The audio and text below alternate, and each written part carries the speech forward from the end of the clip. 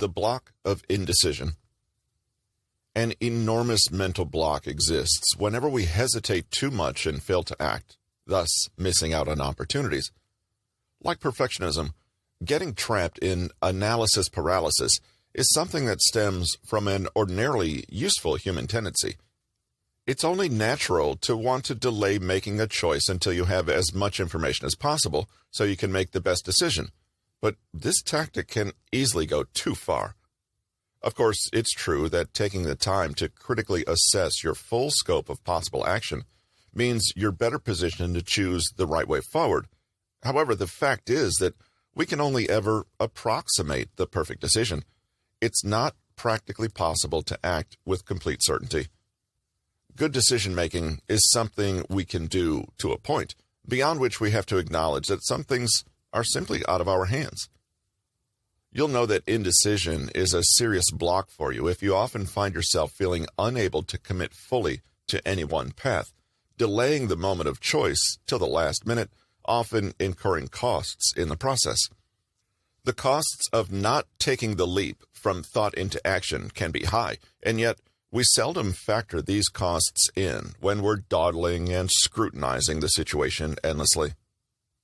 Being indecisive simply feels awful. The longer you remain unsettled, the higher your anxiety and the greater the stakes.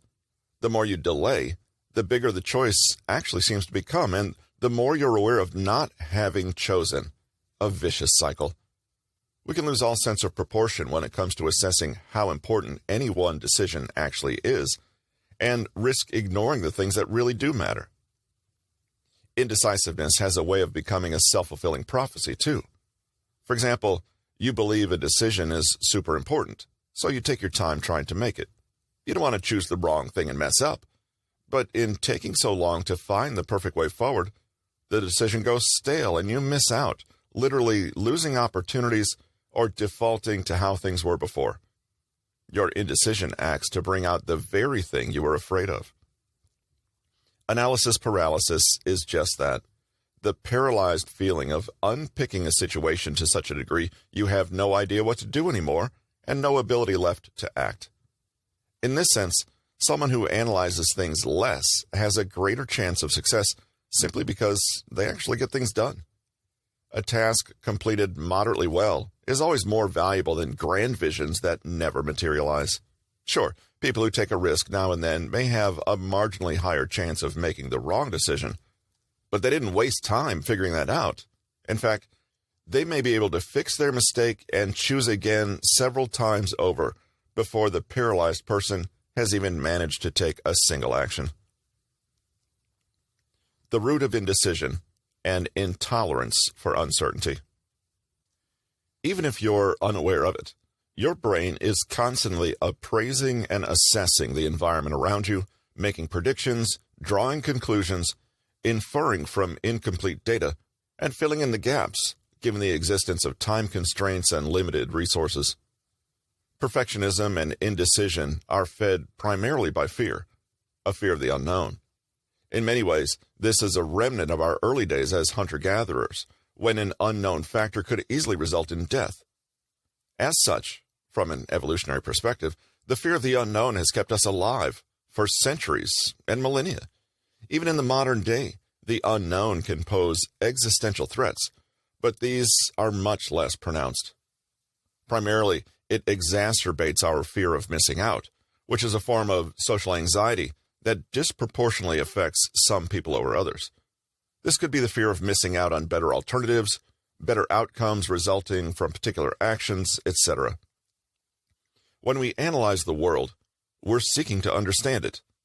By cognitively grasping the details of the world we inhabit, we enjoy a degree of mastery over it. We orient ourselves and our surroundings and can structure and organize our lives. A lot of this rests on our assessment of probabilities and likelihoods. We decide what actions to take based on our understanding of the risks and benefits involved. We don't know the sun will rise tomorrow, for example, but we're fairly certain it will.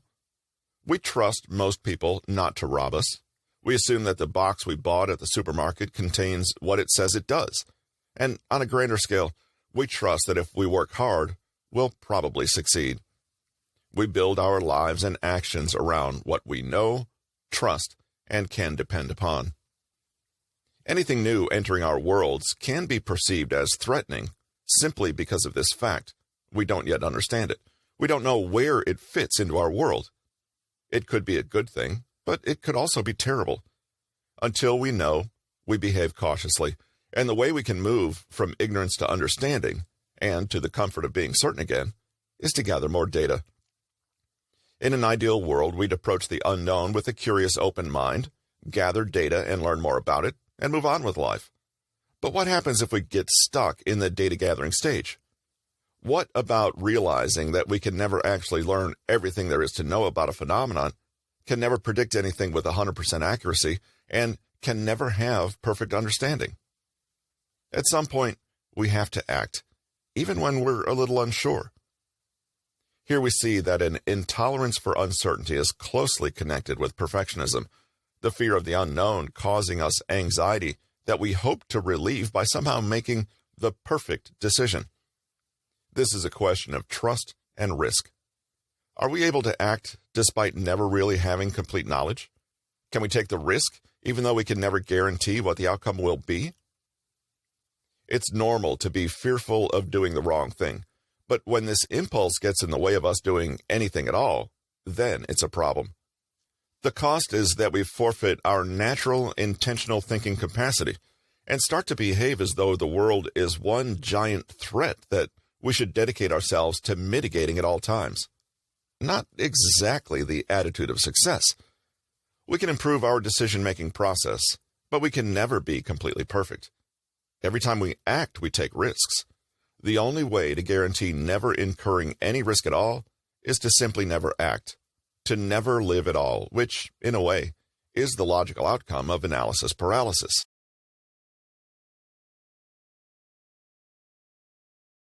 This has been How to Think with Intention, how to identify, transform, and apply mindsets for control, confidence, growth, and freedom.